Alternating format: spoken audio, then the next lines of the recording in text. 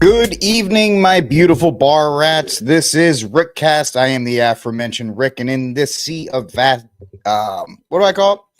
Vapid and pointless podcasts, you're watching another one. Thank you for hanging out with me. Mark, you're my guy. You're here. What is today, Mark? Give me a date.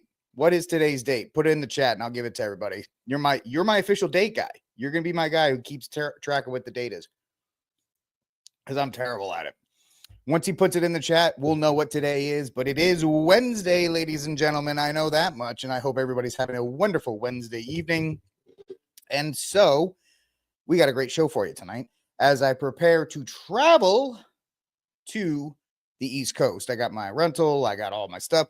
Isn't it crazy? No matter how much you think you're prepared when you do things, when you travel, the last day, so it is Wednesday the 5th.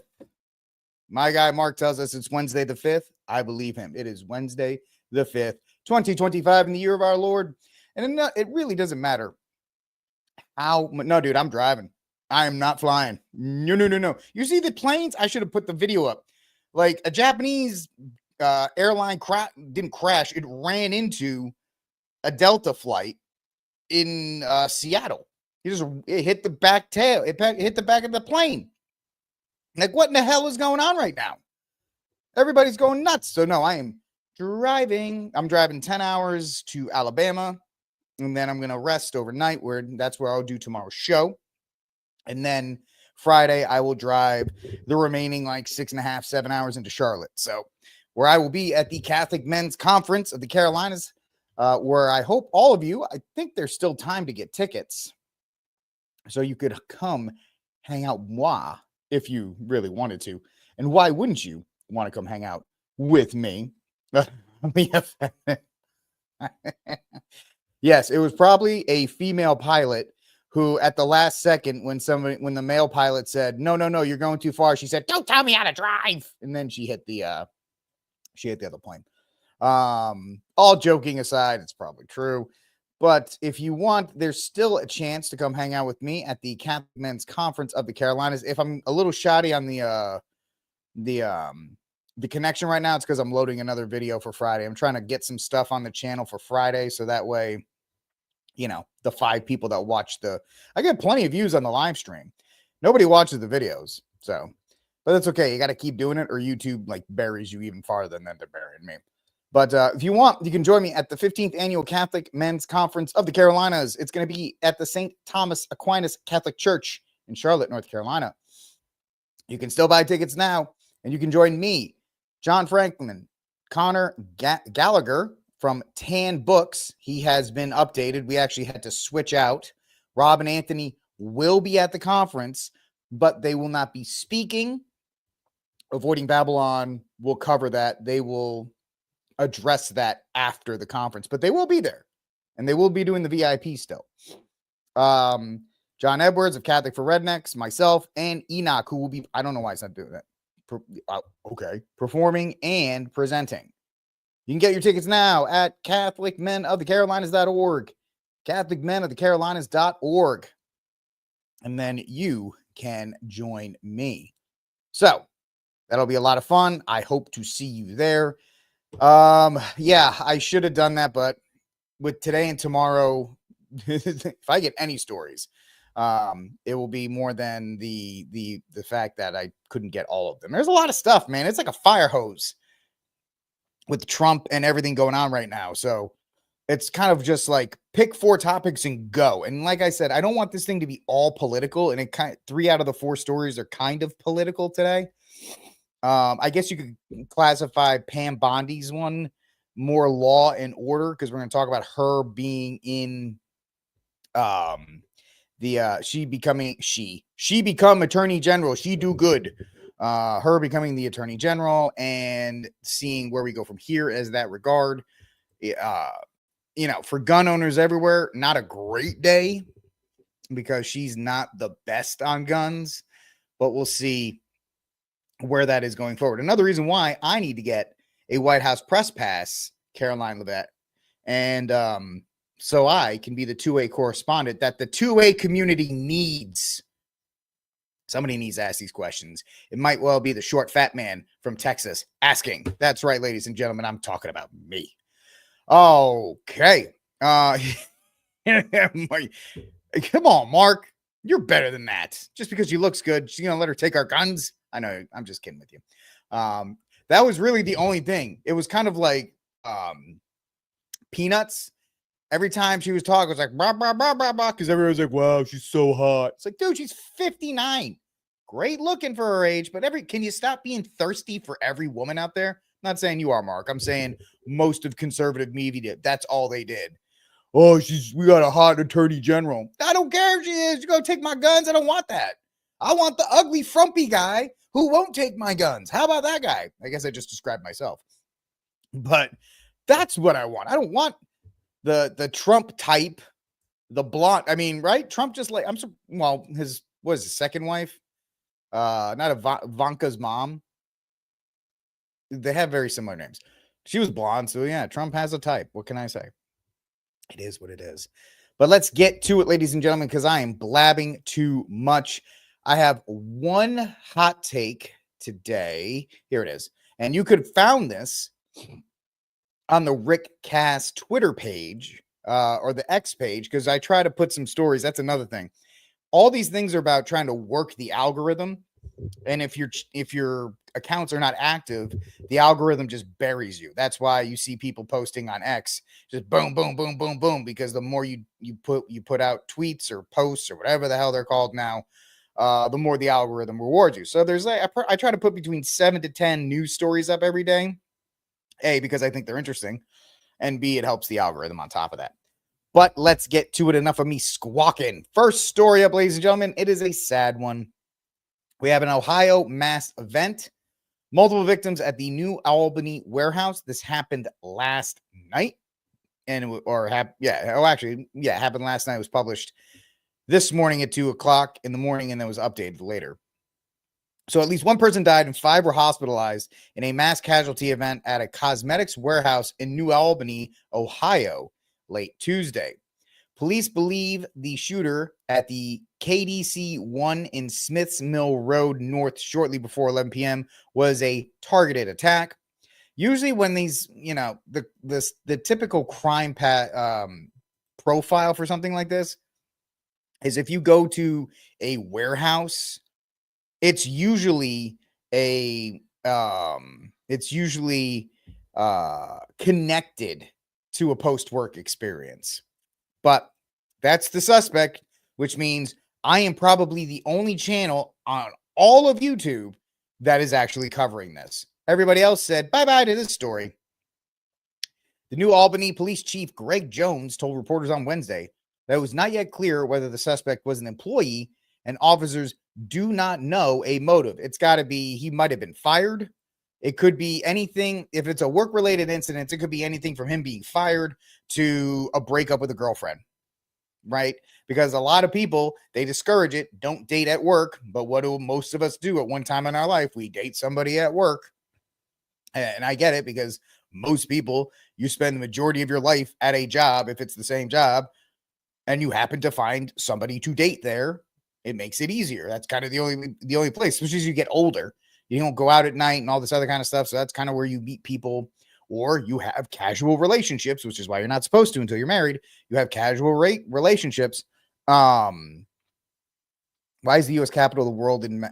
I'll address that in a second. It could be anything from being fired to being something involved with a ex-girlfriend or boyfriend. Who knows? It's 2025. Moving on. Let's see. He described him as 6 feet tall, weighing 175 pounds, with brown hair and brown eyes. Funny, they didn't describe one more thing.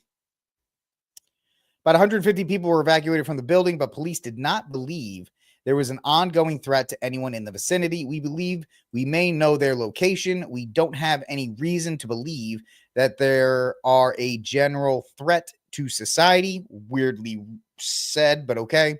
This appears to point to be a targeted attack. Officials have yet to provide update on those taken to the hospital. Guards were seen lined up, waiting for authorities to allow them to leave the area, which place was locked in for some time. Broadcaster WBNS 10 TV reported. A local reporter on the scene estimated that between 2 and 3 dozen law enforcement vehicles were near one side of the building. Yeah, blah, blah, blah. Well, 26th, no, it is not the 26th mass shooting. I'm sure they used Gun Violence Archive. Gun Violence Archive is a trash archive. 4 more people were shot, excluding the perpetrator. A mass killing event is actually where people die. A mass shooting, I have a whole thing. If you go to my other YouTube page, Tack Talk, I talk about how Gun Violence Archive is a trash rag and all these other kinds of things. And so that's a 26th mass shooting and it's only February. And that's really not. Because according to the government, the Congressional Budget Office, I believe they define a mass shooting as 3 or more people dying in an event that is not related to another crime. This could be related to another crime as far as robbery, theft, whatever the case may be. We don't know. It's just being identified as a mass shooting. So that is our first hot take here on RickCast. And I appreciate you hanging out with me. Like, subscribe, share, hit the notification bell. If you like what I'm doing on the X feed, follow for every show. There won't be a show on Friday, but there will be a show tomorrow. I'm doing back-to-back shows. I'm doing that, and I'm doing News from the Pew tomorrow night after a 10-hour drive. I'm probably going to fall asleep halfway through News from the Pew, but I'm going to give it a shot. So this question, why is the U.S. the capital of the world in mass shootings? Well, did you hear that in Belgium, there was a mass shooting yesterday? There was a mass shooting in Belgium yesterday. Belgium is very anti-gun. Now, Steph, I will ask you one question and then I'll move on. Do you only care when people die if it's with guns?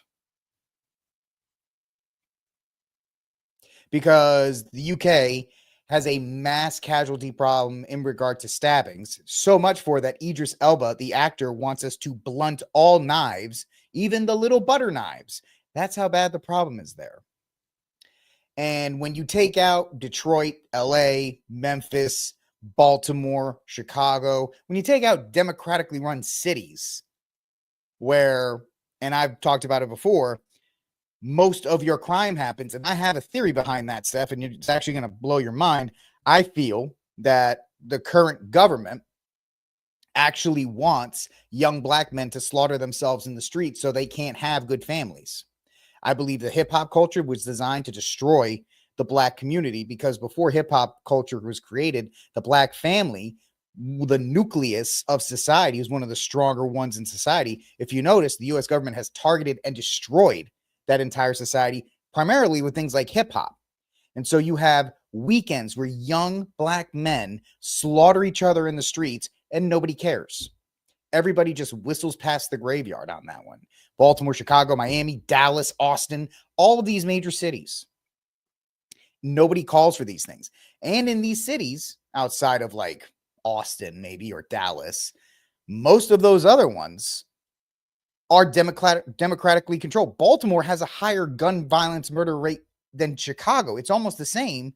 And both Illinois and Maryland have universal background checks. They have the registries. They have all the things you could want, and yet this violence still happens. So we can ask ourselves, why is the gun violence taking place in these inner cities?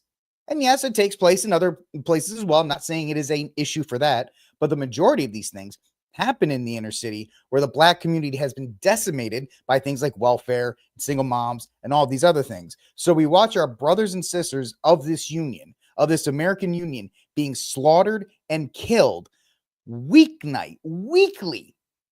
It's a joke in Chicago. They're like, yeah, 15 guys were shot and 5 guys died this weekend. Hey, look at the Bulls won. They don't care. But we do care when white people die. And that's not me. That's the legacy media. The legacy media only cares when white people die, because that's the only ones they care about. They don't care about the black community. They don't care about our brothers and sisters in this union who are dying and being left. And those kids, those young boys and girls that are being left without fathers. And so the moms have to go on the welfare of the state, continuing the cycle. Who's the largest Democratic donors? That would be black single moms. White single moms are just as bad, but black single moms are one of the largest blocks of voting blocks for the Democratic Party. So that's kind of it. Like when I talk about these things, I talk about the fact that we don't address, and I'm one of the few, we don't talk about the fact that democratic policies, including gun control and all the gun control you could have in the world in major cities, does nothing to curb the violence, because it's not a gun problem, it's a cultural problem. And right now, we have a culture of death in these United States. And so it's not because we have access to guns. I know that's a very easy thing to say, but if you look at places like the UK, they don't have any guns, and they still have a cultural problem where people are being murdered at an obscene rate with blunt objects. And then you had the one of the worst mass shootings was in France with the magazine, the Jarlet or whatever that magazine was, where a couple guys came in with AKs, they smuggled them in, and they murdered half the city. Do you remember the Mumbai terror attack of 2008, I believe, where 12 guys took over an entire city because they smuggled guns in, because there were no guns to actually push back? They shut down the entire city of Mumbai. And Mumbai didn't have any guns, but they brought them in. So you have a criminal element as well. Bad people will do bad things, even if guns aren't allowed.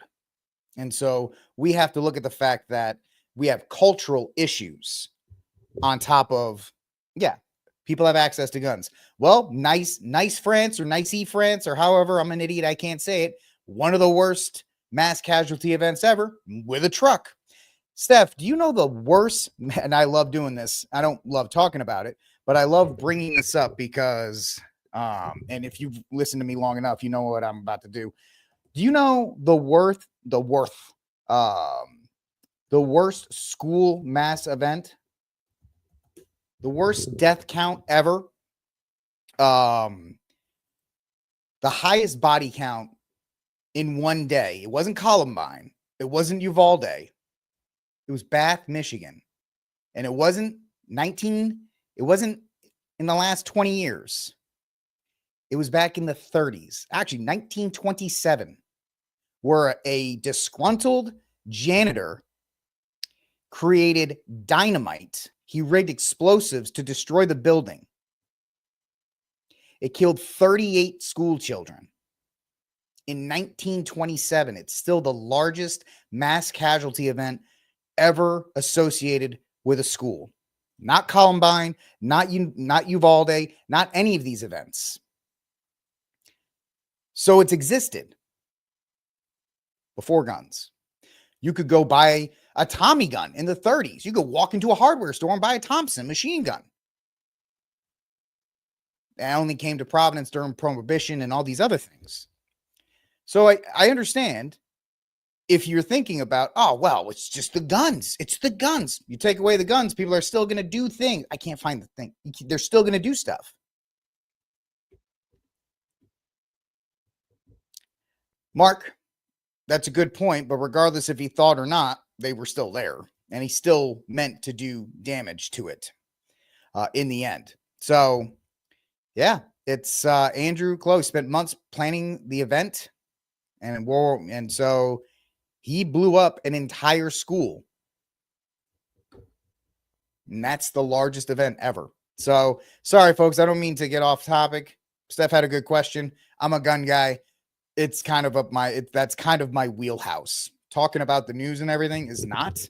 Talking about firearms and all this other kind of stuff. That's why I started L1121 Strategies for Catholics, to understand their rights as firearm owners and how that fits in with Catholic tradition in the use of self-defense. All right, folks. Good question, Stephanie. Sorry, everybody else. Let me get back to the next story of the day. Not sorry, but I'm trying to keep it going. Next up, ladies and gentlemen, Trump signs executive order intended to bar transgender athletes from girls and women's sports. Now, some people will say, why is he focusing on this? I don't think it's something that he should have had to address, because as a society, we shouldn't have gotten there, but that's just me. Listen to the man himself. Today, because with this executive order, the war on women's sports is over.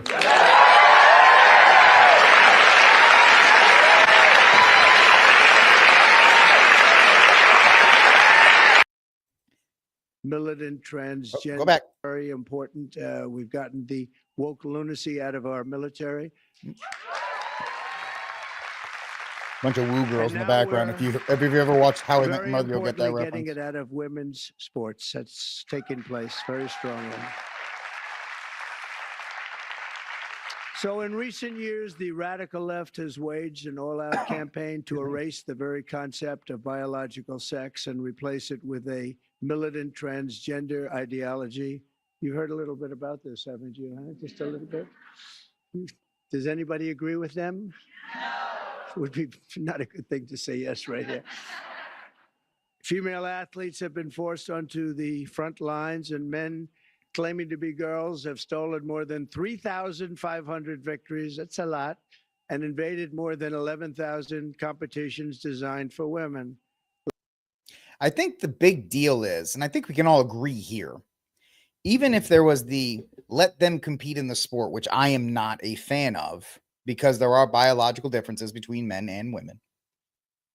What really upsets me, and I don't have kids, I have nieces, but the thought of my nieces having to share a locker room with a man who thinks he's a woman. And I mean, if you heard the stories from the University of Kentucky swimmers who had to share the locker room with the guy, I forgot his name. If somebody knows in the chat, Twitter, Rumble, anybody, if you guys remember the name of the guy who pretty much started off this, because he beat Lincoln Riley, who was back there, not Lincoln Riley, who was back there. He was in the women's bathroom. Nothing was changed about him. Like, he had everything that he was born with. And let's just say he was excited when he was changing, to the point that the women were like, this is ridiculous. And the fact is, if there are that many transgenders, then the NCAA needs to start a separate division for them. I don't believe that. I don't think it should happen. But if there are that many, then they should have their own division. They should compete there. They should not be allowed to participate with women. They shouldn't be allowed to wrestle them. They shouldn't be allowed to play basketball with them. They shouldn't be allowed to play volleyball with them, because I used to have a joke when I had my radio station. I used to say with my producer, Justin, that Rakita Beret was going to try out for the Baylor basketball team. And it was just going to be my fat self, nothing, beard and all. And I was going to be Rakita Beret. I am now a woman. And I probably could have led the NCAA in 3-pointers and probably assists. Just put a leg, because even though I'm 5 foot nothing, I could ball back in the day. And if I got a little bit more in shape, I could probably be one of the top 10 Division I female basketball players. And that's not an insult to all these female basketball players that work their entire life to be the best that they could be. I just have a physical advantage, even at my age. And it's just not fair to tell women, hey, work as hard as you can your entire life. Do everything you can to get a Division I scholarship, to go to college, to play these sports, you have every right to do that. And then 6'2", whatever this guy name is, comes in and he just blows the competition away. If you look at the statistics, the top female sprinter in Division I track would be like the 25th, 26th, 27th best sprinter if they tried to compete on the male side. We've seen stories about at the high school level where men compete in women's track and they just blow the field away. And then we have to ask ourselves, is that fair to women? I don't think so. Like I said, I don't want my nieces having to be like, yeah, Uncle Rich, I lost because Gina, who used to be Johnny, he won the track meet. Well, how the hell is that fair to the women? Especially when women are trying to talk about equal rights for women. It's not equal rights having this happen to them. So it's good. I think it's a good thing. And I'll go back to this, and this is my baseline when it comes to transgenderism. I have empathy for those who struggle with this. And I actually think what we're doing in these United States and in the West in general is a disservice to them.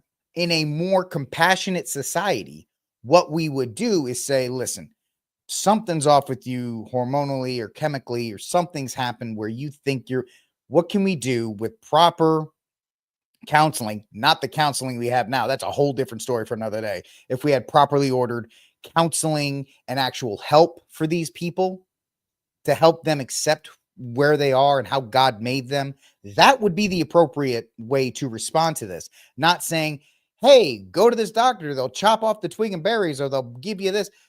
The saddest story out there is Ellen Page. I'm going to call her Ellen Page. She's not Elliot Page. She's Ellen Page. And I'm probably, this stream is going to get nuked from orbit on YouTube because I said that.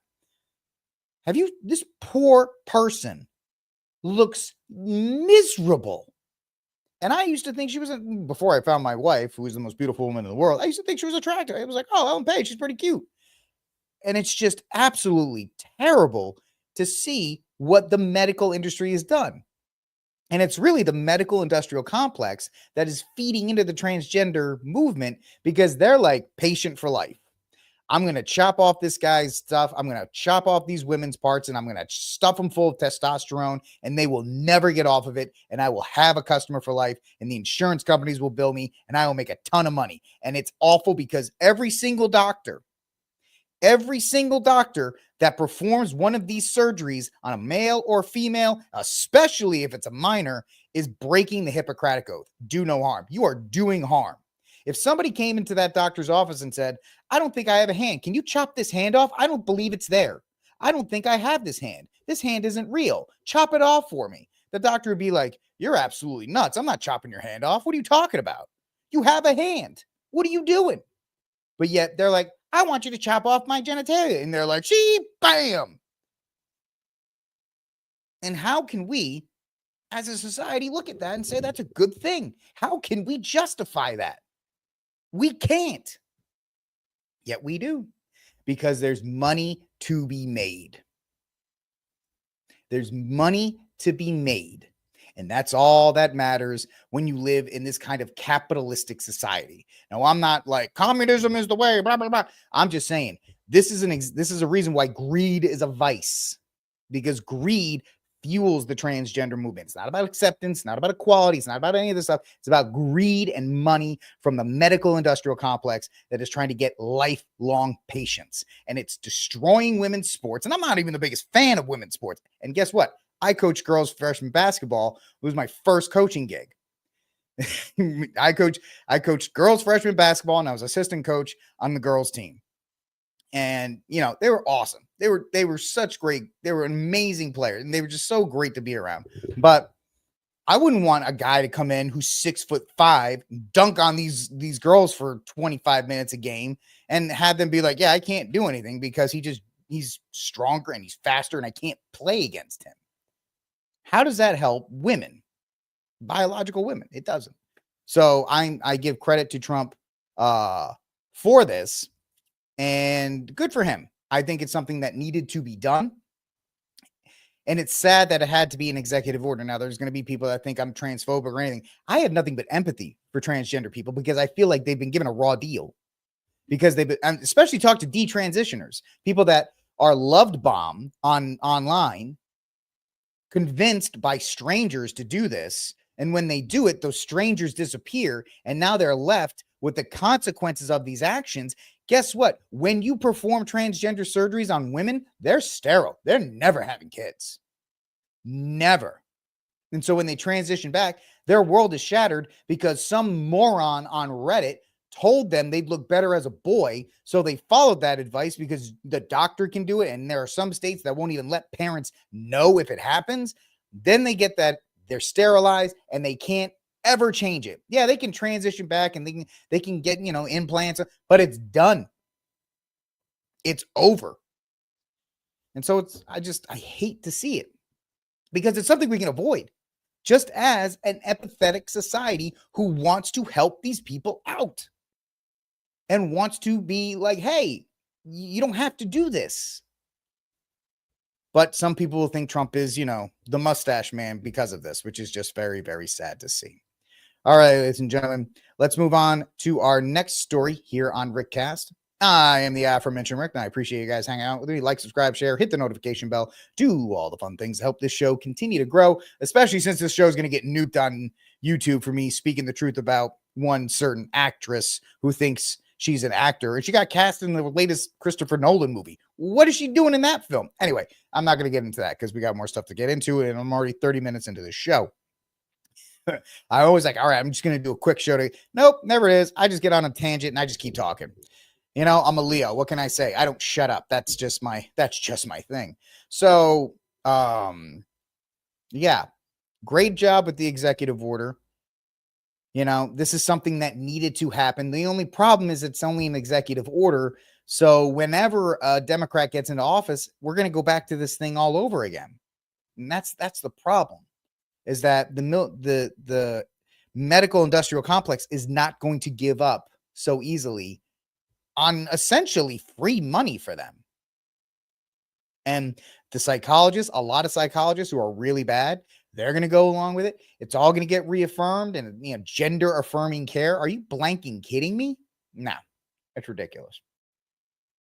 Okay, let's move on to our next story of the night from the Express Tribute, which I don't know where they're from, but Ground News said it's the only central source, so I'm going to use it. It could have been very easy to go far right on the story, but I'm trying to do this as down the middle as possible to try and give you guys, and I don't want to be like too far right or too far left. Politico and others and the AP are accused of receiving USAID funding. Caroline Levitt, tell them. And I can confirm that the more than $8 million taxpayer dollars that have gone to essentially subsidizing subscriptions to Politico on the American taxpayers' dime will no longer be happening. The DOJ team is working on canceling those payments now. Again, this is a whole of government effort to ensure that we are going line by line when it comes to the federal government's books. And this president and his team are making decisions across the board on, do these receipts serve the interests of the American people? Is this a good use of the American taxpayers' money? If it is not, that funding will no longer be sent abroad, and American taxpayers will see. Hi. All right. Back. Here we go. So we had a revealing story, more stuff from USAID, not USAID, USAID. We went over it, I think, Friday. How it's a slush fund to push through all kinds of agendas and all kinds of things. And we're starting to find out, like, the corruption and the malpractice that was being performed by your federal government, the people that stand up every 2 and 4 years saying, I work for you and just elect me and President AOC, right? Yeah, President. Don't get me started on AOC, who apparently has it down bad for Elon Musk. All you have to do is watch that video where she was giddy as a schoolgirl. I feel bad for her husband. Yeah, right. Mark, I'm missing out, man. I'm here trying to do my best, trying to give you guys an entertaining show. Meanwhile, some idiot in Ireland wrote a transgender play and got $300,000. You know what? I'll do that. I'm kidding, but still, maybe. I don't know. So conservative journalists claim there's alleged payroll crisis is linked to the end of USAID funding. Now, the left is saying this is nothing but a conspiracy. However, conspiracy, we're about 6 months away from this story being proven true if everything else holds up. So this is a major scandal has surfaced involving Politico, which with allegations that the political news outlet received significant financial backing from the U.S. Agency for International Development, USAID. The accusations have sparked a widespread backlash, especially from conservative figures who claim that the taxpayer money was used to support a media organization that promoted political-based content. I think there's a lot where, hey, Brian, if you can help me write up with that, I'll totally do it. I love water. Water is great. We need to save it. USAID. You know, if I start talking about USAID or how great the water is and we need to save the Delta smelt, I can just do this to the federal government. Daddy, someone set a fire in your car because you took too long and I got bored. Money, please. Oh, no, there's no money. Oh, my bad. No problem. Oh, okay. That's fine. I'll just destroy this office. Oh, hey! Money, please. Money, please. Ben, give her some money. It's easier. Just money, please. That's all I'm gonna start doing. I'm gonna start talking about water. Money, please. Anyway, back to I've been waiting to drop that clip ever since I started hearing about USAID. So the controversy began when right-wing journalist Benny Johnson, I'm not a huge fan of good old Benny, but whatever. He revealed on X that Politico had failed to pay its employees on schedule for the first time in the company's history. Johnson suggests, and it's a little suspicious, that Politico has existed for this long, and then all of a sudden, USAID starts stopping the flow of money. It stops the tap, and Politico misses its payroll. Oh, what? Is that a little strange, if you know what I'm saying? Johnson suggested it. There is cause for it. Johnson criticized Politico's management for attributing the payroll delay to a quote-unquote glitch instead of acknowledging the true case, the loss of government funding. He posted a screenshot of an internal email from Politico which informed its staff about the missed pay period and blamed it on a technical issue. Strange that it happened here, but so the idea is that Politico had a glitch. That's convenient. That's very convenient to happen, right? Fool me. What did Bush say? Fool me once, shame on me. Fool me twice. Watch me hit this drive.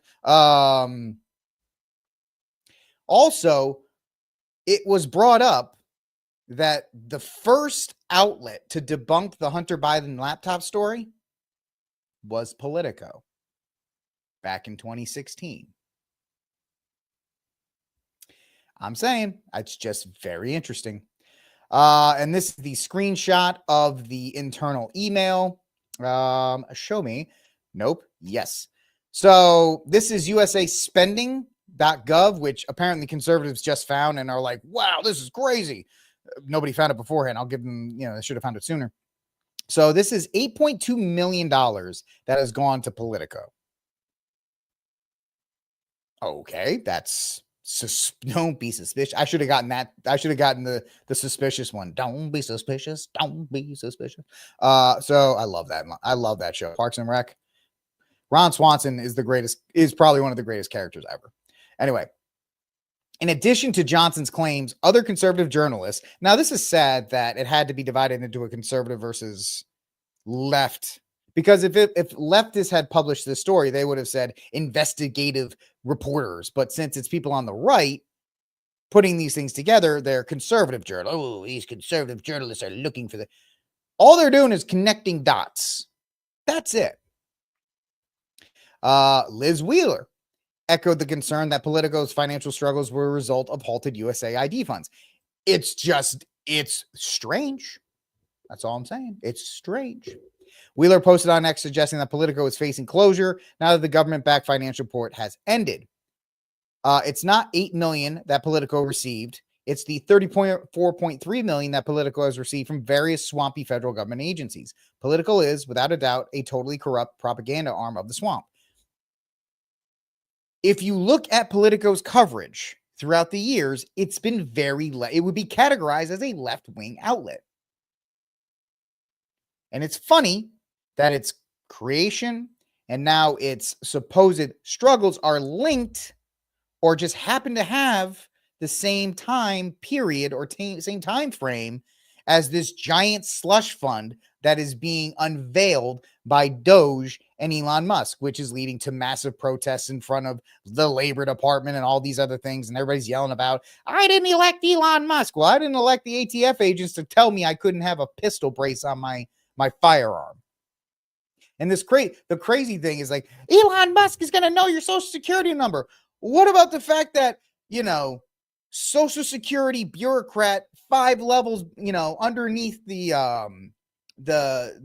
Treasury Department. They all know my Social Security number. If you think that's bad, remember when the TSA had the nudie machines, the scanner, which they still have? When I did my master's in Homeland Security, I did an entire report on how the nudie scanner doesn't do anything, and the guys in the TSA room are laughing, watching every single one of us. Every time I go through, I put my arms up and I say, I hope you enjoy the show. Great point, G-Money. I didn't elect Fauci. I didn't elect, the scarf in chief. I didn't elect any of them. So it is what it is in that regard. And then allegations against Politico extended to other major media outlets, some conservative commentators claiming that the Associated Press had also been receiving. Well, the Associated Press has been raking in millions from government subsidies. How much smoke do you want till the fire actually happens?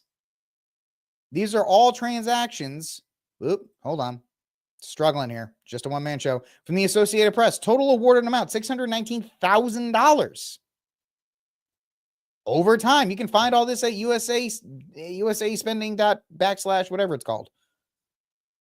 And it's a list of all these things. The Associated Press is on there. If the Associated Press is supposed to be a neutral media outlet, how can it in good conscience take money from the government and therefore spew a government position?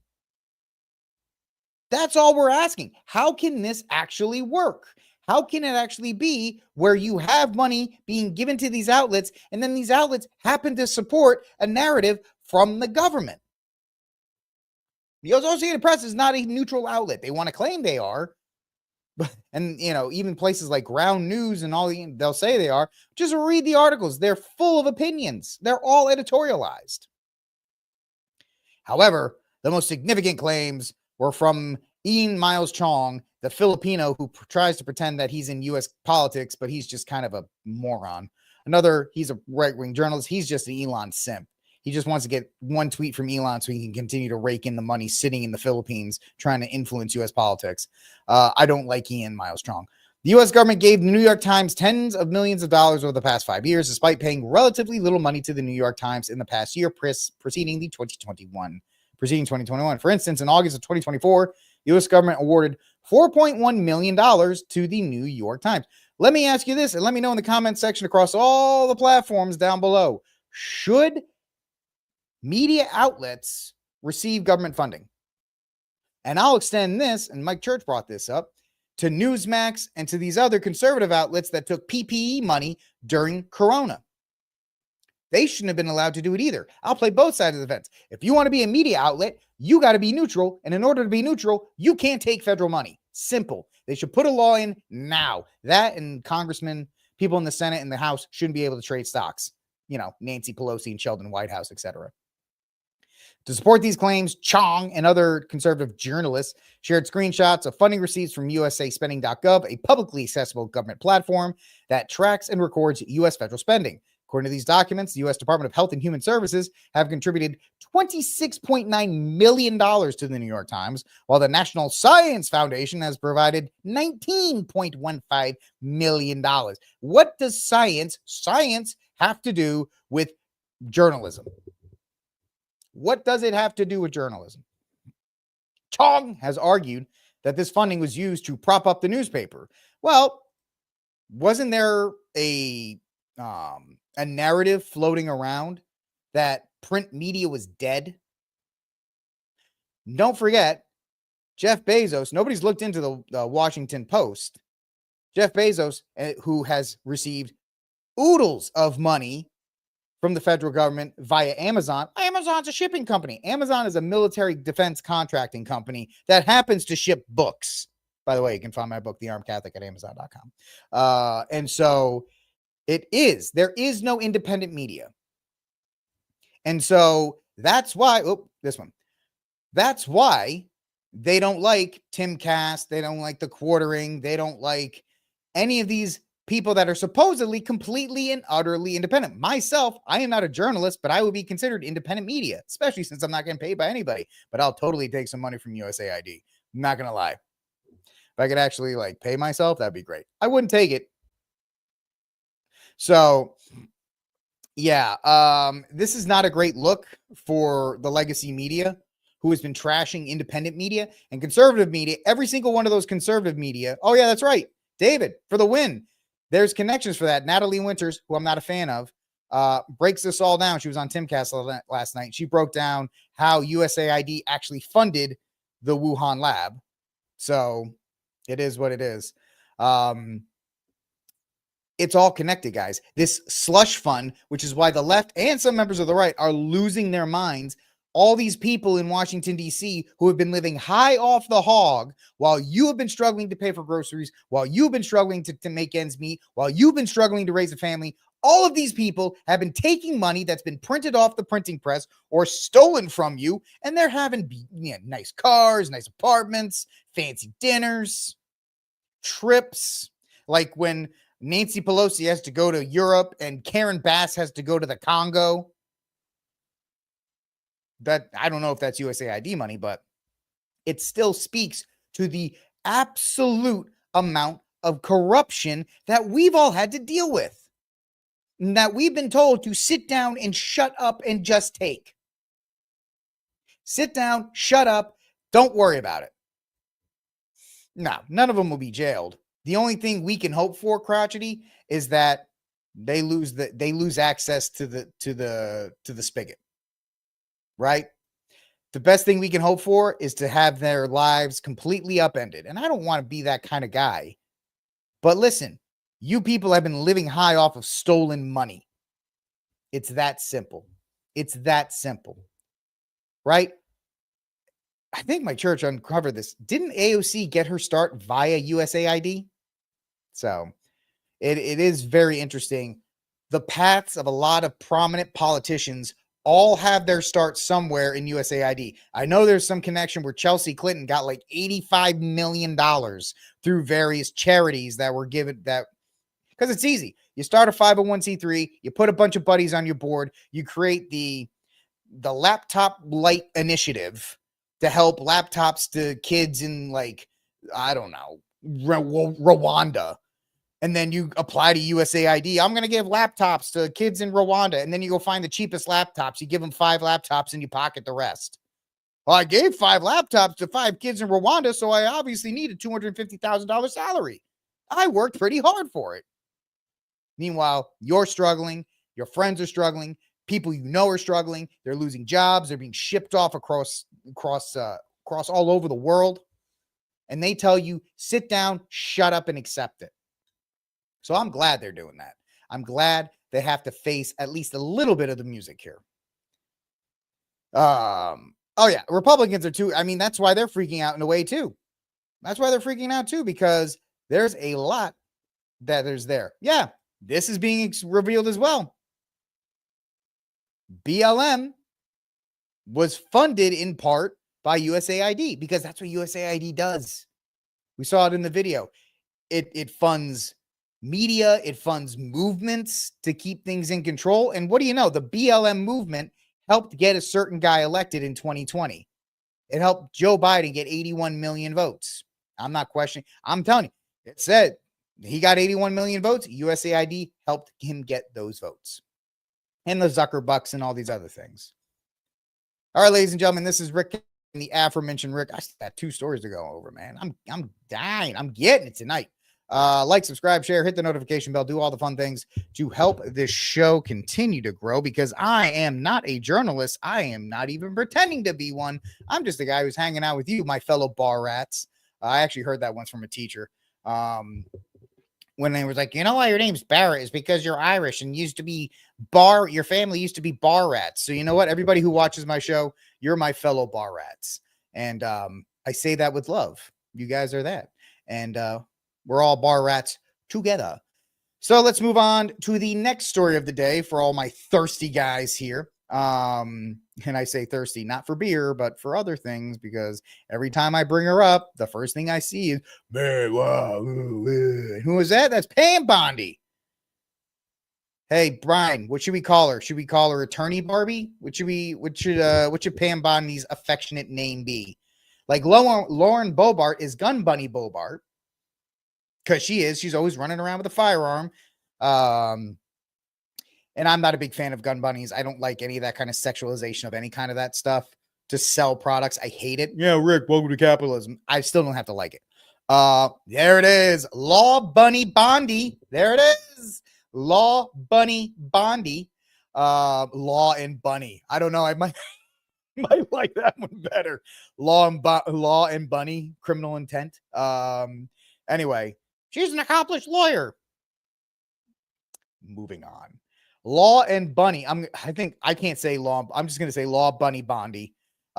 Is ordering the DOJ to pause federal funding to sanctuary cities. I can say that because everybody's like, whoa, look at that. And then at the same time, she's like, yeah, we're going to take your guns. Yeah, great. We got gun control Bondi, who is now ready to take your firearms while you guys in the chat are killing me right now. I love it. Anyway, newly sworn in U.S. Attorney General Pam Bondi has gotten straight to work because she's a Trumper and she's going to root out the corruption on her first day by directing the Department of Justice to pause all federal fundings to sanctuary cities. Did you know Pflugerville, Texas is a sanctuary city?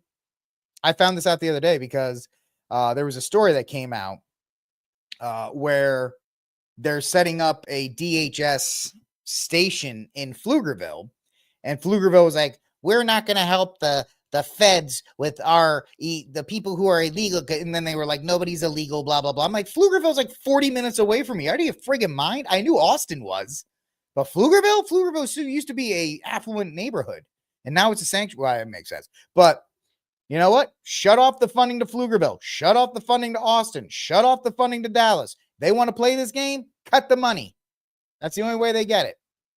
Law Bondies, Law and Order, Law and Bunny Bondi. I think I really like Law and Bunny. I'm going to have to say that over and over again. Law and Bunny Bondi's day one directives obtained by Fox News showed a heavy focus on countering illegal immigration and drug cartels, as she also ordered the DOJ to evaluate funding to non-government organizations to support illegal migrants. Rick, you're a sexist. It is. Pflugerville really is Austin North. It's awful. It's really terrible up there. Matt Gaetz would have been much better. I was so happy with Matt Gaetz because he would have been a hammer. He would have been, what was Thor's hammer name? Mjolnir or whatever. He would have been Mjolnir to Trump. He would have just smashed pretty much everything. But because he was too much of it, they had to get rid of him. So in her first day directives, Bondi reportedly added that the Joint Task Force Vulcan, a coordinated effort between the government agencies to dismantle MS-13 and Joint Task Force Alpha, created to fight human trafficking, would further empower and be elevated to the Office of Attorney General. Now, there's a very interesting story. There's a truck stop about 10 miles. No, Pflugerville's a real name. And believe me, the first time you see it, you're like, blah, blah, blah, blah. I almost got a job coaching there as a golf coach one time. But there's a gas station that's about 20 minutes away from me. And I was at the gun range working one day, and there was a state policeman in there, and he was talking about, hey man, we know this gas station is one of the primary drop off and pickup points for child trafficking, illegal child trafficking. We know it's there. We bust probably 50 people. We catch 50 a day, and we're not even scraping the surface because we can only have one car there. And once while they're processing, 2 or 3 other vans are coming up and they're swooping them in as well. It is a bad thing, man. And that's what these open borders things we're allowing. Those task force are expected to expand to focus on taking down violent Venezuelan gang Trent de Guerrero, which has had a troubling presence in the U.S. due to large parts of illegal immigration. Bondi is also ordering all the DOJ Office of Legal Policy to identify, quote unquote, legislative reforms to go after the equipment used to make fentanyl pills, as well as adding the deadly drug xylene to Schedule 3 of the Controlled Substance Act. There are 13 sanctuary states and 220 sanctuary cities that harbor illegal immigrants. Well, they're really criminal alien trespassers, but whatever. according to Newsweek. The new AG's directive is being celebrated among conservatives like libs of TikTok. Hey, okay, look at her, law bunny, get him! Boom! Yay! Look at all this. I mean, come on, guys. Can we stop doing this? Can we actually celebrate when they do something instead of just being like, yay, look at the hot lady, she's doing stuff? That's literally what they're saying. That's honestly what they're saying. It's ridiculous. Can we celebrate when they do something, not them just being there? It's ridiculous. You people are ridiculous. I can't stand it. Not you people. You people watching this show, you guys are amazing. These people, whatever. Anyway, thank you guys so much for hanging out with me on RickCast. Like, subscribe, share, hit the notification bell. Do all the fun things to help this show grow. If you are on the X Machine, there's about 109 of you on the X Machine right now. If you like my program, hit that follow button, and you'll be here when the show goes live every night, 6 p.m. Central, 7 p.m. Eastern. No show Friday. There will be a show tomorrow. I am going to give you a show after a 10-hour drive. That's how much I love you people. I'm doing that show, and then I'm doing News from the Pew, in which I will absolutely pass out. Steve's going to talk, and you're going to see me go, bam, I'm going to hit, my face is going to hit the table. But I'm going to do it because I have responsibilities. Anyway, last story of the day, because I always give you 4. We're going to end on a different story. Apparently, this is like trailer release time. They come in spurts. And so yesterday was Fantastic Four First Steps. Today was Jurassic World Rebirth, because we are in an age where there's no new ideas. My friend Mark, I appreciate the safe travels, but it's actually a 10-hour drive to El Paso. If you've ever, Brian knows the drive. 10 hours is kind of nothing. That's from one side of Texas. It's actually, 14 or 15 hours through Texas. I'm in Central Texas. If I have to go to Las Cruces or El Paso, 10 hours, easy. That's like wiping the sweat off my brow. So 10-hour drive is not going to be bad. It's nothing. But thank you. If my Catholic brothers and sisters throw up some prayers for me for some safe travels, because that's always a thing. But at least I'm not flying. Last story of the day. I'm sorry, guys. We got to do it. Here we go. We're not gonna play the actual music because I don't want to get copyright struck. But this is the trailer for Jurassic World Rebirth, starring super badass female Scarlett Johansson fighting a Tyrannosaurus Rex, essentially. So this is now the rebirth of the Jurassic World franchise, because no franchise is allowed to die. The only one is Back to the Future, and that's because Robert Zemeckis is still alive. As soon as he dies, that thing's getting remade, and it's going to be absolutely terrible. Oh yeah, no, the time zone, I'll talk about that. But so it's diverse. It's the diverse cast. Mahershala Ali is fine. He's a fine actor. I think, I have no problems with him. I don't even have a problem with Scarlett Johansson, but I don't like the fact that she's got to be like super amazing, perfect female Mary Sue who can't do anything wrong. I actually talked about, I put it on X. I watched a show called On Call on Amazon. I actually thought it was very well done because the female protagonist wasn't a Mary Sue. But this one, you can already see that she just kicked a pterodactyl. Did you all see that? I mean, it goes by real quick. She literally kicks a pterodactyl right here. Watch this. I'm a weak white guy. I can't help myself. Look, I have glasses. Don't worry. I'll protect you. Blah, blah, blah. Here she is. Here comes the pterodactyl flying in, massive, and she kicked him. Did you see that? She kicked him. Scarlett Johansson is probably 110 pounds. This is not going to work. Kicking a pterodactyl as 110-pound Scarlett Johansson. This is why women think they can fight men. When I saw that part, I'm like, I believe dinosaurs could be real. I can't believe that. And of course, she then, as a 110-pound woman, is able to brace herself and stop the other man from falling off the cliff, who's probably twice her size. And then, of course, it's like, oh, we have to go back because this is the first Jurassic Park nobody knew about, and it's got the dangerous mutant ones, and look at all of this. It's just boring. It's not a new era. It's the same old crap that's being just recycled. They'll have, oh, look, it's a Tyrannosaurus Rex. Member berries. Look, see, y'all like the Tyrannosaurus Rex. He's now chopping people. I hope this guy dies. I don't care. I hope they all do. I hope the boat sinks. I hope all the Spinosauruses just like rip the boat apart. That would be fine. Mark, behave yourself. But this is just more. I actually didn't mind the first Jurassic World with Chris Pratt and Bryce Dallas Howard. I thought that was very well. I mean, for what it was a fine reboot. The second one was bad. The third one was even worse. This looks awful. It just looks like I'm Scarlett Johansson. I need a payday. By the way, Scarlett Johansson, big ups to you for taking the paycheck. I will never fault an actor for taking a role. If they can't, guys, I tell all the time, anything short of like male drugs, and I'll say it that way, I'll sponsor pretty much everything. Right.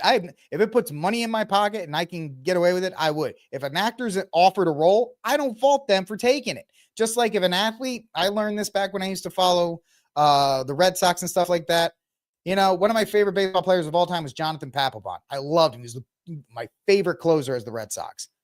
He left for more money with the Philadelphia Phillies. All the other Red Sox fans were like, oh, I hate Jonathan Papelbon. You know, they're all in their accent. I hate Jonathan Papelbon. He's so terrible. I'm like, dude, the guy got paid $10 million more a year. I would take that. So would you. So if Scarlett Johansson gets paid for this movie, good for her. If Mahershala Ali gets paid for this movie, good for him. Doesn't mean I'm going to like the movie, but I don't fault them for it. So that's when I say all these things, I'm making fun of the script, the premise, the terrible CGI, and the fact that these plots are boring and repetitive.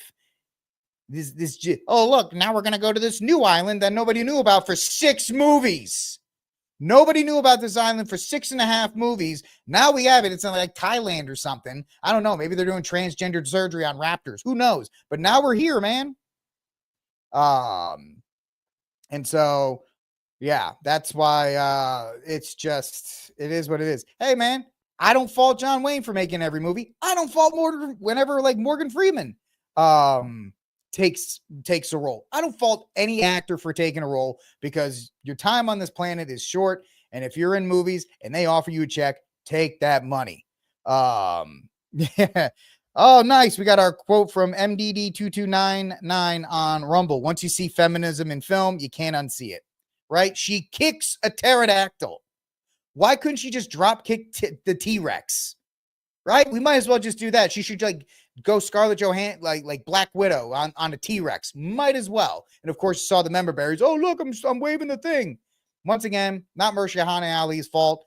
He's being directed to do it, and he's like, I'm getting paid. Good for you guys. Never fault the actors. I do fault Hollywood for having no absolute creative bones in their body, and the fact that the movie business is absolutely falling apart.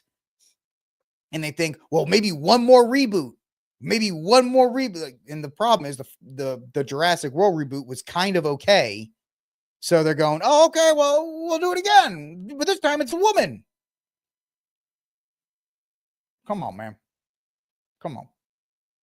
So that's my review. Well, the only reason I don't want to play the sound is because I know for a fact that WDW Pro and some other bigger channels tried to play these trailers. And even though these trailers are designed to promote films, because people like me and WDW Pro and Critical Drinker and Nerdrotic, they don't have the most positive reviews. They just nuke them. Like, nope, you can't have that review. You can't watch it. So, hey, man, Hulk did fine in Suburban Commando. And you know what? If they offer me the part in Suburban Commando, I'd take it. Rick, you have no morals. It's easy to have morals when you have cash. So anyway, I'm just kidding about the transgender thing. I have a feeling they'll be like, this is the most dangerous dinosaur in history, and we transgendered it from male to female. It's just like, okay. And you know, it's this close away from having the dinosaurs talk, and they're going to be spitting out like progressive talking points, right? The raptors are going to tramp down and be like, love means love, and then they're going to eat everybody. It's just going to be different. It's going to be terrible. All right, folks. That's it for this episode of RickCast. Like I said, just stay. I don't know. I don't think it's going to be at 6, depending on the drive. Could be anywhere between 6:30 and 7:30 Central Time for the show. So that's why it's more important that you hit the bell and the subscribe button. My people on X, hit the follow button. So that way when I do go live, you'll see it and we can all hang out. There will not be a show Friday because I will be in North Carolina at the conference. We have a dinner the night before where, people get to hang out with the speakers, in particular me. And then Saturday will be a great day of talks and all these other kinds of things. So I appreciate everybody hanging out with me tonight. We had a great show, and that's because of you guys. You guys make the show so much better. Do me a favor, like, subscribe, share, hit the notification bell to help the show grow. You guys are making the show grow because it ain't me. You guys are the ones driving all of that. So please continue to do that. If you're on X, retweet it. Say, like, hey, look at this little fat guy. He's talking about all this stuff. I don't care. Just retweet it and get it out there for more people to watch. Thank you, everybody on X, for watching. My Rumblers, you guys are always great. I love having you guys on with me as well. Yeah, that's pretty much it. I'll talk to you all tomorrow. God bless, and free Dexter Taylor.